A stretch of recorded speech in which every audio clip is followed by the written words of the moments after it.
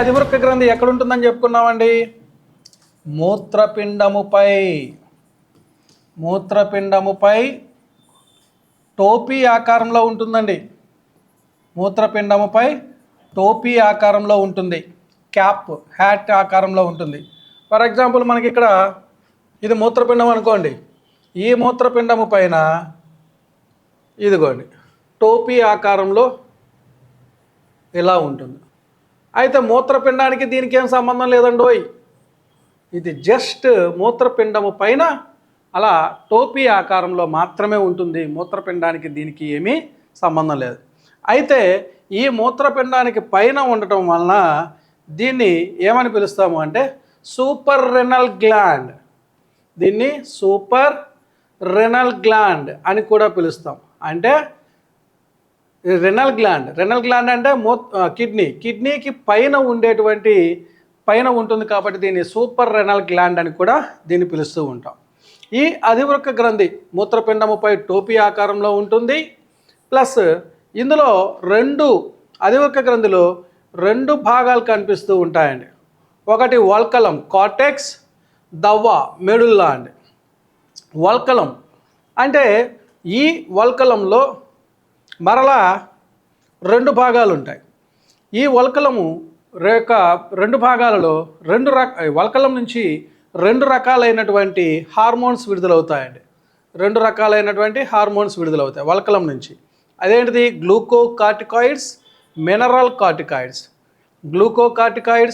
Mineral corticoids. ఈ glucocorticoids వచ్చేసరికి glucocorticoids నుంచి ఇదిగోండి కార్టిసాల్, ఇంపార్టెంట్, కార్టిసాల్ అనేటువంటి హార్మోన్ విడుదలవుతుంది. ఈ కార్టిసాల్ అనేటువంటి హార్మోన్ ఏం చేస్తుంది అంటే మనలో ఒత్తిడినండి, ఒక రకమైనటువంటి స్ట్రెస్ని కలిగిస్తూ ఉంటుంది. అందుకనే దీన్ని ఒత్తిడి ఎక్కువైనప్పుడు ఒక రకమైన టెన్షన్ వస్తూ ఉంటుంది. ఆ టెన్షన్ని క్రియేట్ చేసేటువంటి హార్మోన్ ఏది అంటే ఈ ఎడ్రినల్ గ్లాండ్లో ఉన్నటువంటి కార్టిసాల్. అందుకనే ఎడ్రినల్ గ్లాండ్ని మనం స్ట్రెస్ గ్లాండ్ అని కూడా పిలుస్తూ ఉంటాం. ఒత్తిడి గ్రంథి, ఒత్తిడిని నియంత్రించే గ్రంథి అని కూడా పిలవచ్చు.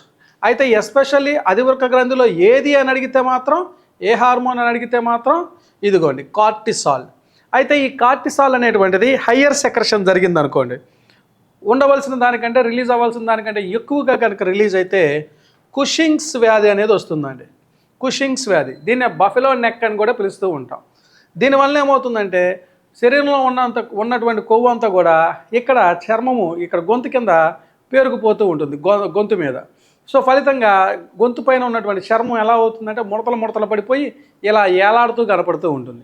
దీన్ని కుషింగ్స్ వ్యాధి లేదా బఫెలో నెక్ డిసీజ్. చూడటానికి ఇప్పుడు ఆవు ఉందనుకోండి, ఆవుకి కింద ఇట్లా గొంగడోలు ఇట్లా వేలాడుతూ ఉంటుంది చూసారా, అలా మనుషులకు కూడా వేలాడుతూ ఉంటుంది ఇది ఎక్కువగా ఉన్నప్పుడు. సో దానివలన దీన్ని కుషింగ్స్ వ్యాధి లేదా బఫెలో నెక్ డిసీజ్ అని పిలుస్తూ ఉంటాం. లోయర్ సెక్రెషన్ ఇది స్రవించవలసిన దానికంటే కూడా తక్కువ స్రవించడం వలన ఎడిసన్స్ వ్యాధి అనేది ఏర్పడుతుంది. వీళ్ళకి దాహము ఎక్కువగా ఉండటం, నాలుక తడారిపోవటం, ఫలితంగా ఒక రకంగా నాలిక మీద నీలి మచ్చలు ఏర్పడుతూ ఉంటాయి. సో అందుకే దీన్ని నీలి నాలుక మచ్చల వ్యాధి అని కూడా పిలుస్తూ ఉంటాం, ఎడిసన్స్ వ్యాధి. నెక్స్ట్ మినరల్ కార్టికాయిడ్స్ అండి. వల్కలం నుంచి రిలీజ్ అయ్యేటువంటి మరొక హార్మోన్ మినరల్ కార్టికాయిడ్స్. ఈ మినరల్ కార్టికాయిడ్స్ నుంచి ఏం రిలీజ్ అవుతుంది అంటే ఆల్డోస్టెరాన్ అనేటువంటి హార్మోన్. ఈ ఆల్డోస్టెరాన్ అనేటువంటి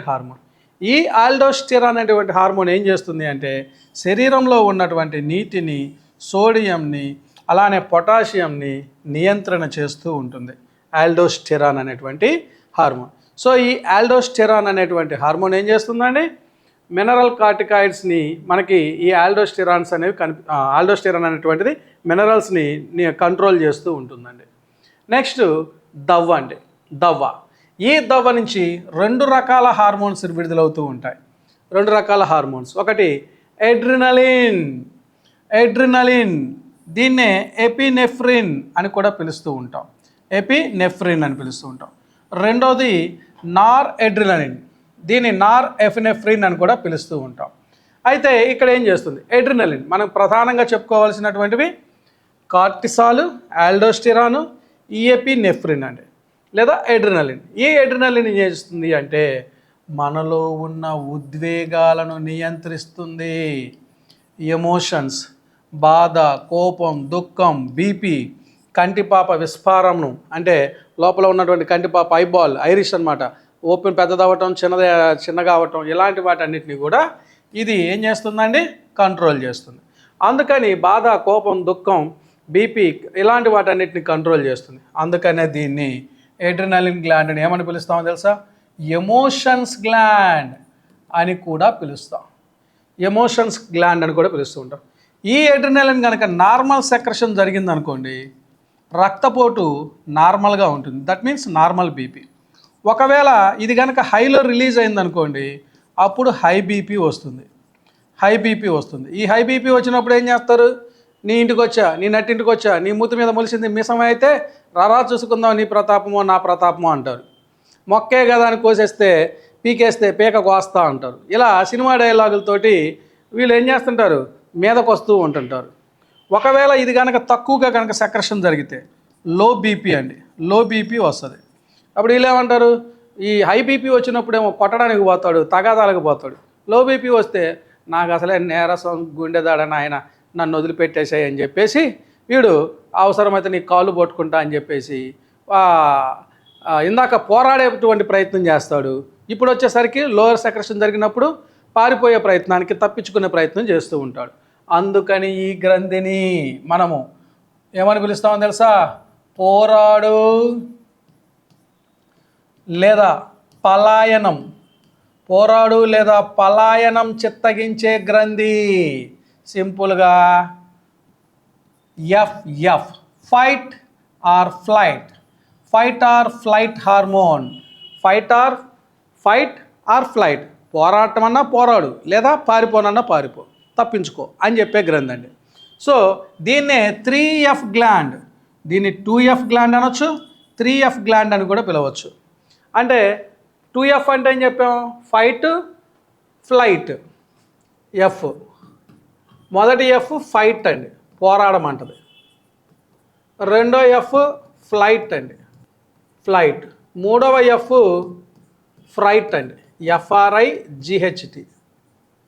ఎఫ్ఆర్ఐజిహెచ్టి, ఫ్రైట్. ఇదేమో పోరాడు అంటది, ఇదేమో పారిపో అంటది ఒకానొక సందర్భంలో, ఇది భయపడుతూ ఉంటుంది. సో అందుకనే దీన్ని 2F are 3F gland, 2F are 3F gland అని చెప్పేసి దీన్ని పిలుస్తూ ఉంటాం.